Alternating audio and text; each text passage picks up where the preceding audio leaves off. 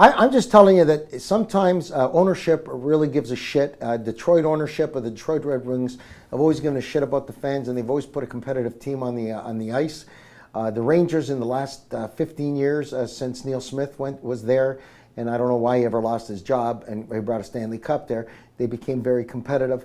I think that as a businessman, you have to take care of your customers, and the customers in professional sports are the fans. And ironically, the rule does not apply to Toronto. They could have the worst team in the world on the ice, they're sold out because of corporate sponsorship and because of corporate patronage of some of the most expensive parts of the seats.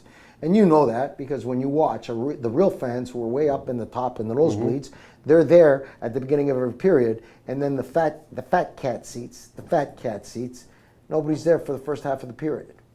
Have you noticed that? I'm not pontificating anymore. The atmosphere, and I believe it also hurts the team on the ice. And it's not just the corporate fans. Remember, the Leafs have one of the largest fan bases in the world. The problem with them is 95% of all Leaf fans can't go to the games. So the fans they can't afford to. Can't get seats. Other people are priced out of seats. And the fact that people are willing to spend $100 to sit in the upper greens. I mean, in other buildings, you'd be sitting right behind the net. So the Leafs are actually too popular for their own good, and their success has allowed them to build condominiums, support the Raptors, get into soccer. 100%. And all the other things that, in theory, I'd like to know the numbers, but a very high-up executive once told me before the last lockout, or the big season-ending lockout, that the Leafs made $175 million, MLSE made $85, which leads one to believe the Leafs would be better off as a standalone. Okay, think about this. It is cheaper. This is how fucked up this world is. And I'm going to give you the same analogy as the manufacturing of automobiles in Canada. It's the same as the Toronto Maple Leafs.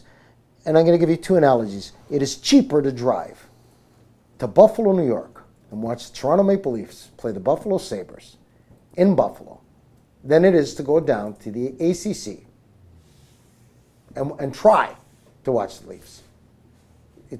That's a fact. That's a fact. But there's available tickets. There's no available tickets. I'm just telling you. Now, you live in Oakville. Let's say if you lived in Oakville, right across from the Ford Motor Company, right across from, I don't know what they make there. Let's pick a car. Let's say they make the Fusion there. So you live across the street. A guy who's buying that car in Rochester, New York, built in Oakville, is paying cheaper than you that live across the street from that plant here in Canada. I don't get it. I do not get why we got to get screwed here. And we get screwed even by our own team. Are you talking now about the sports versus the cars? I'm talking about the same fucking analogy. It seems like all we do is get screwed. And you know, it's bizarre. I could go to watch the Tampa Bay Lightning where Phil is. 4 people can go watch that game, have a decent night, couple of beers, couple of brewskis, couple of hat tags, because that's what you do over there. You have some hat tags, right?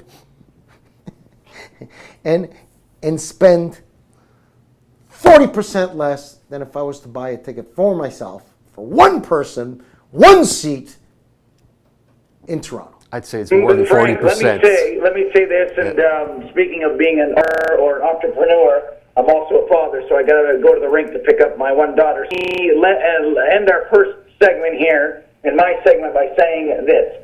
We all can control, like what you're talking about is North American free trade agreement, an auto trade agreement, the intricacies of which I don't understand in great detail. But what I do understand about this supply and demand economics is if you don't want to pay $150 for a league ticket, you don't have to. It's our own fault for the prices of the rink boards, the seats, and everything else, because we've turned the Toronto Maple Leafs into the most successful per capita sports franchise in the world. Remember, the Yankees have 15 million people in an area that we've got less than 3.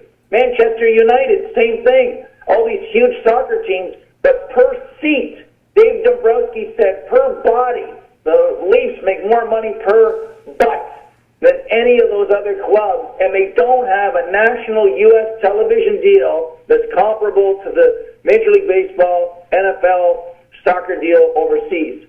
And the reason they're in the position, God bless them, supply and demand economics. If we don't want the players to make $8 million, if we don't want the tickets to cost what they do, we don't go or watch. So really, let's stop blaming the Leafs for being a great business franchise